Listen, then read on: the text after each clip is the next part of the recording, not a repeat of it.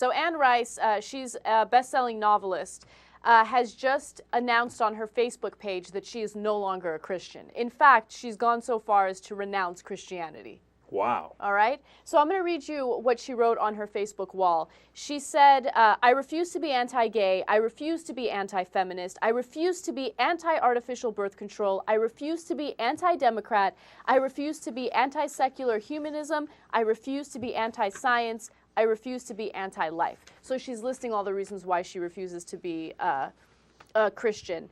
And she also writes, today I quit being a Christian, I'm out, I remain committed to Christ as always, but not being Christian or to being part of Christianity. It's simply impossible for me to belong to this quarrelsome, hostile, disputatious, and deservedly infamous group. For 10 years I've tried, I failed, I'm an outsider, my conscience will allow nothing else. All right, I love her for this, okay? Not because she renounced religion or Christianity, etc. Because look at what she says. She says, I still believe in Christ, okay?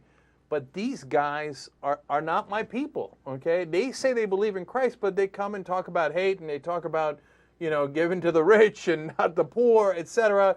I mean, I'm putting some words in her mouth, but you just heard what she said herself, and it's crystal clear. She's like, look, I want to be for Christ, but if you think this is what Christianity is to you, well, that's not where I belong, okay?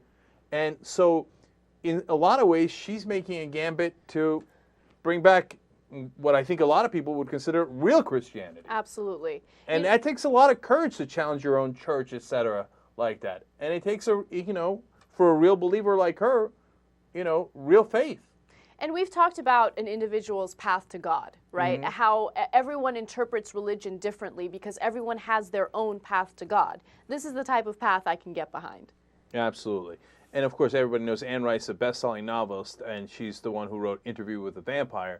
And that's why she was very well known for being a Christian. That's why this is even bolder, and it might risk book sales, it might risk, shame in the community, etc. It comes with a price, but she was willing to pay that price to make sure she stood up for what she thinks Christ actually stands for. And I might disagree with her on that, or I might not have the same belief she has, but boy, do I respect that a hell of a lot more. Hold on for a second. Excuse me for a second, please. Excuse me for a second. You need to go get TYT membership at theyoungturks.com.